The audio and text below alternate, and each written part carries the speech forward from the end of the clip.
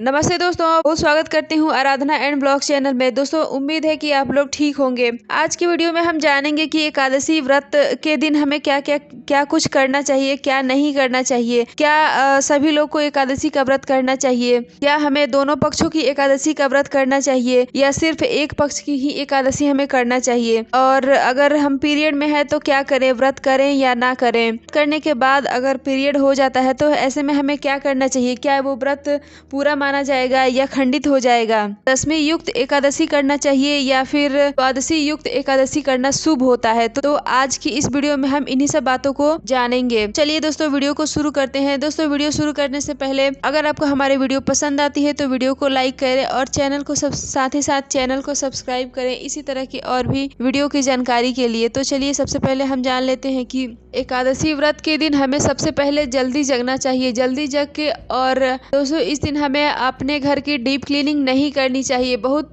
ज्यादा साफ सफाई नहीं करना चाहिए, क्योंकि जो छोटे छोटे चींटियां होती हैं या फिर जो अनदेखे जीव होते हैं, जो कीटाणु होते हैं, वो भी मर जाते हैं हमारे साफ सफाई से, तो उसका भी हमें दोष लगता है। तो इसलिए हमें एकादशी व्रत के दिन अगर हम व्रत करते हैं या नहीं करते हैं तो भी अपने घर की कम से कम सफाई करें, मतलब बहुत ज्यादा डीप क्लीनिंग ना करें। अगला है कि एकादशी का व्रत किन किन को करना चाहिए या कौन कौन से लोग जो है नहीं कर सकते हैं। तो देखिए दोस्तों, एकादशी का व्रत सभी वर्गों के लोगों को करना चाहिए, चाहे वो स्त्री पुरुष हो, बच्चे हो, बूढ़े हो, सभी उम्र के लोगों को लोगों को एकादशी का व्रत धारण करना चाहिए। इसमें कोई संदेह नहीं है। बस एकादशी का व्रत शुरू करने से पहले इस बात का जरूर ध्यान रखें कि एकादशी जिस महीने में आप शुरू कर रहे हैं उसमें अधिक मास नहीं होना चाहिए और आपके घर में सूतक या पातक नहीं लगा होना चाहिए, तो आप एकादशी का व्रत शुरू कर सकते हैं। दोस्तों, हर महीने में 2 एकादशी पड़ती है, एक शुक्ल पक्ष की और एक कृष्ण पक्ष की। तो हमें कौन सी एकादशी करना चाहिए? तो वैसे तो हमें दोनों पक्षों की एकादशी व्रत करना चाहिए, लेकिन लोगों में बहुत मतभेद होता है कि हमें कौन सी पक्ष की एकादशी करना चाहिए। तो आप अपने हिसाब से शुक्ल पक्ष की एकादशी कर सकते हैं, यानी कि जब दोनों एकादशी में से एक ही एकादशी करना है तो आप शुक्ल पक्ष की एकादशी करें। आगे जान लेते हैं कि एकादशी व्रत के दिन हमें और क्या नहीं करना चाहिए। तो देखिए, एकादशी व्रत के दिन आप अपने घर में शुद्ध सात्विक भोजन बनाएं।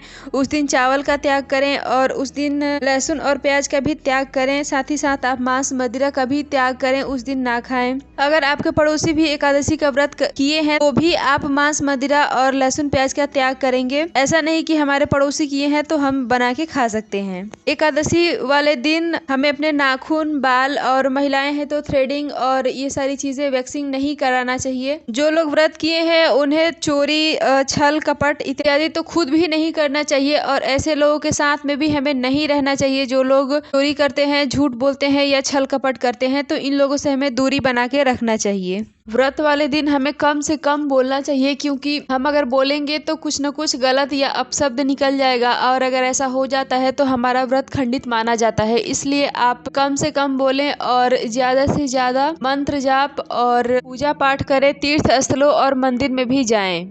एकादशी व्रत करने का भी नियम होता है कि अगर पति और पत्नी दोनों साथ में करे तो ये ज्यादा ही फलदायी होता है, और अगर सिर्फ पत्नी करना चाहती है, पति किसी कारणवश नहीं करना चाहते हैं, तो पति की स्वीकृति जरूरी होती है इस व्रत में। तो इसी तरह से अगर पुरुष करना चाहते हैं और उनकी शादी हो गई है तो आप अपनी पत्नी की सहमति से ही इस एकादशी व्रत को करेंगे, अन्यथा व्रत करने का लाभ आपको नहीं मिलेगा।